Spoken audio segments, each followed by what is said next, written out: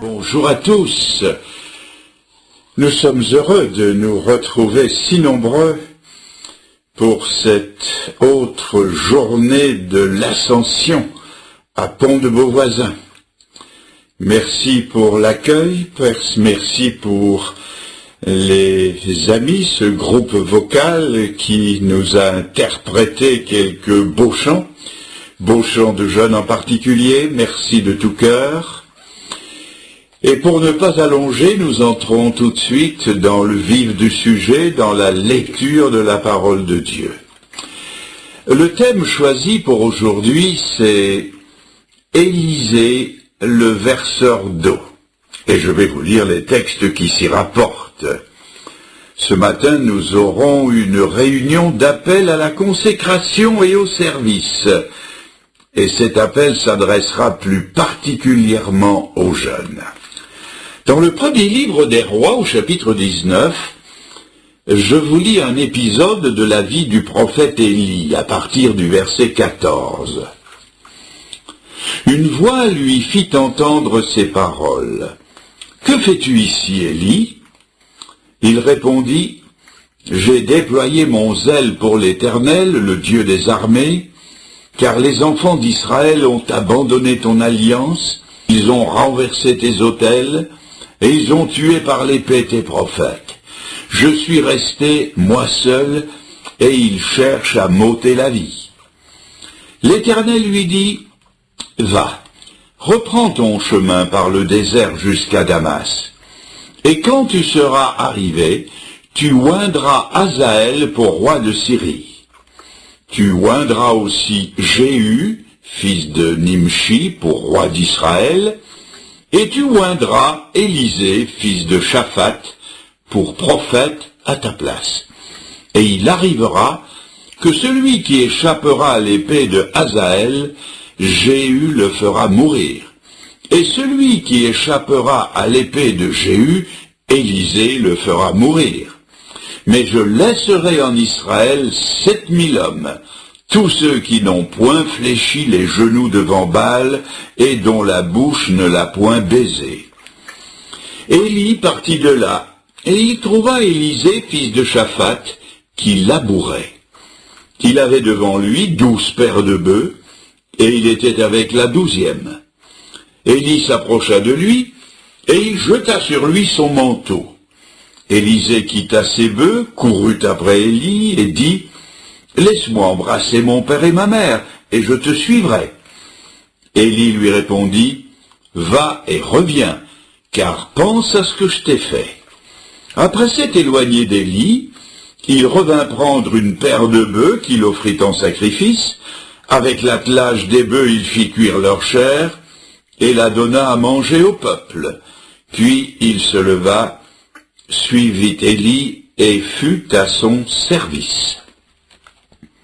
Quelques pages plus loin, dans le deuxième livre des Rois, je lis au chapitre 3 et au verset 11, Josaphat, c'est le roi de Juda, le royaume du Sud, Josaphat dit, « N'y a-t-il ici aucun prophète de l'Éternel par qui nous puissions consulter l'Éternel » L'un des serviteurs du roi d'Israël répondit, « Il y a ici Élisée, fils de Shaphat, qui versait l'eau sur les mains d'Élie. » Et Josaphat dit, « La parole de l'Éternel est avec lui. » Ensuite, dans le Nouveau Testament, dans l'Épître aux Philippiens, je lis au chapitre 2, verset 22, la recommandation de l'apôtre Paul concernant Timothée. « Vous savez qu'il a été mis à l'épreuve en se consacrant au service de l'Évangile avec moi, comme un enfant avec son père. » La Bible débute par cette parole pleine de majesté. Au commencement, Dieu. Dieu est au commencement de toutes choses. C'est ce que nous dit le prologue de l'évangile de Jean en parlant de Jésus-Christ. Au commencement était la parole était avec Dieu, la parole était Dieu. Dans l'épître aux Colossiens, au chapitre 1, au verset 17, il est dit de Jésus, « Il était avant toute chose, et toute chose subsiste par lui. il est la tête du corps de l'Église, il est le commencement. C'est-à-dire que tout a commencé par lui. Les mondes physiques, les mondes spirituels, l'Église, et il en est ainsi dans la vie de ceux qu'il appelle à son service. C'est de lui que tout part, c'est lui qui prend l'initiative.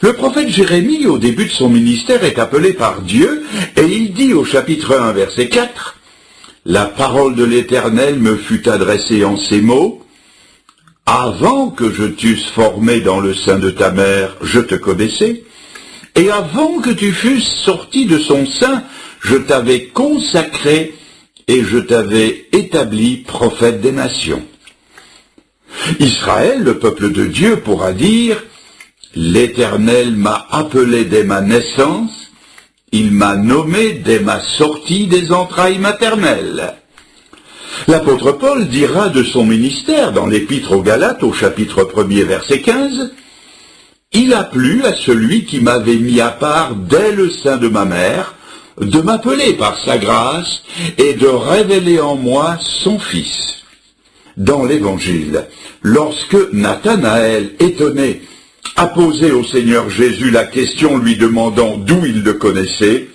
Jésus a répondu « Avant que Philippe t'appelât, je t'avais vu sous le figuier, je te connaissais. » Dans le récit que nous avons lu dans le livre des Rois, c'est la même vérité qui ressort. C'est Dieu qui prend l'initiative de l'appel d'Élisée. Il envoie le prophète Élie et il lui dit « Tu oindras Élisée comme prophète à ta place. » Au commencement de tout appel, de tout service, de toute vocation, il y a l'appel de Dieu. Quelle sécurité pour le restant d'une vie de savoir que Dieu en est le commencement, qu'il en est le déroulement et qu'il en sera la fin. C'est vrai pour chacun de nous, car dans l'Épître aux Éphésiens, au chapitre 2, versets 8 et 9, il est écrit que nous sommes son ouvrage, nous avons été créés en Jésus-Christ pour des bonnes œuvres qu'il a préparées d'avance afin que nous les pratiquions. S'il les a préparées d'avance, c'est que Dieu est au commencement de tout appel et de tout véritable service. Mais si Dieu est au commencement, notre responsabilité, c'est d'entrer dans cette préconnaissance de Dieu et de montrer l'estime que nous donnons à l'honneur qui s'y attache en y répondant favorablement. Car il est vrai que nous pouvons donner une fin de non-recevoir aux appels de Dieu. Dieu n'oblige personne à se convertir, il n'oblige personne à le servir.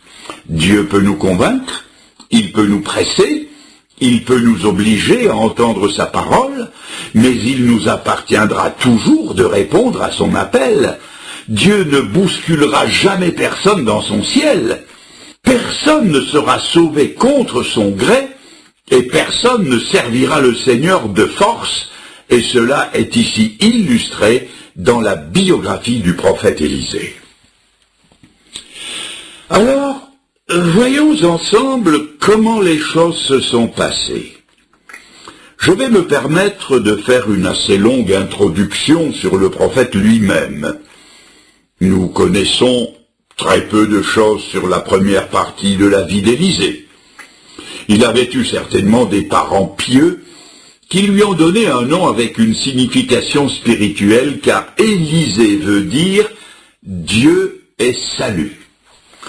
Il a passé sa jeunesse dans une famille aisée, il a grandi dans un cadre rural, dans le domaine de ses parents, et il a participé à la vie active d'une exploitation agricole. Et comme les jeunes d'autrefois n'étaient pas différents de ceux d'aujourd'hui, qui rêvent d'avoir le permis de conduire, qui leur donnera, sinon la liberté, tout au moins un sentiment d'autonomie, eh bien Élisée, jeune aussi, a attendu avec impatience le moment où il aurait le permis de conduire le tracteur de l'exploitation familiale, en l'occurrence une paire de bœufs. Et en quelques années, il s'est élevé au niveau des plus habiles ouvriers de son père, au point que nous le trouvons ici en train de conduire toute une section de labourage composée de 11 ouvriers. Il met la main à la pâte, il fait le 12e et conduit lui aussi son attelage de bœufs. Son avenir est assuré, il n'a plus maintenant qu'à continuer l'entreprise familiale. À votre avis, quel âge devait-il avoir? Cela n'est pas dit dans la Bible. Mais il ne devait être ni trop jeune, ni trop vieux. Il n'était pas âgé, car il n'avait pas encore, semble-t-il, de charge familiale, mais il était quand même assez âgé pour prendre des décisions importantes. S'il s'en réfère à ses parents pour partir, et cela nous montre qu'il était encore assez jeune, il n'écoute cependant que son propre conseil pour abattre une splendide paire de bœufs, puis casser la charrette et en faire du feu.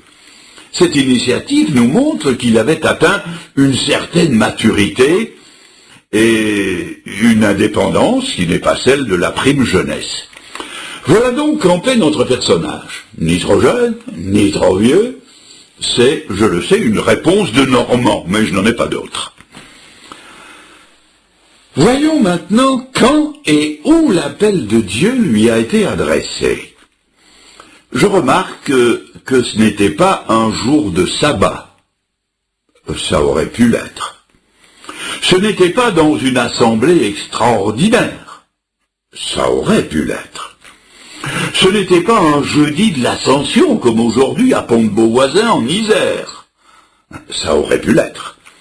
Ce n'était pas dans une réunion missionnaire, ce n'était pas lors d'une réunion de prière. Ça aurait pu l'être. Ce n'était pas au cours de la pause repas.